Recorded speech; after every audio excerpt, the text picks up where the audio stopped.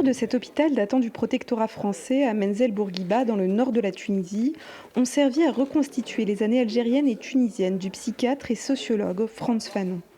Action! Ce biopic français est la première œuvre de fiction sur ce militant antiraciste et anticolonialiste. Mais ce qui me passionnait, c'était l'homme. L'homme et sa pensée à travers sa pratique de la psychologie. Et c'est là où je pense qu'il a été très novateur. C'est quelqu'un qui a bouleversé la psychiatrie.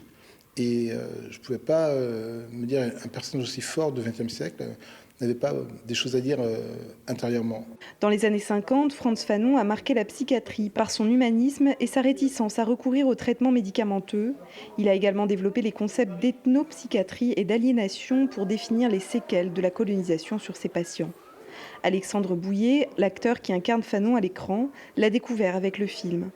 Ce que ça m'a fait, moi, de me rendre compte que je ne connaissais pas ce monsieur ni son histoire, et ben, je me suis dit, je pense que j'ai pas envie que d'autres personnes le ressentent, j'ai envie de raconter cette histoire à notre génération, aux générations d'avant, aux générations d'après et aux générations qui vont arriver. Comme en France et en Algérie, la mémoire de Fanon a été également mise à l'écart en Tunisie, où il avait pourtant continué son militantisme anticolonial et aussi exercé dans les hôpitaux psychiatriques tunisiens. Réhabiliter Frantz Fanon dans la pensée et dans la pratique politique tunisienne, c'est redonner de la profondeur à notre histoire, une profondeur africaine.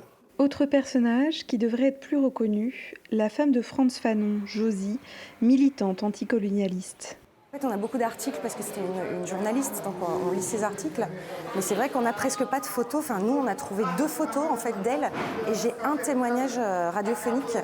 Josie Fanon a vu son mari mourir à 36 ans des suites d'une leucémie foudroyante, en laissant un héritage et une pensée sur la question coloniale qui fait toujours l'objet d'un travail de mémoire.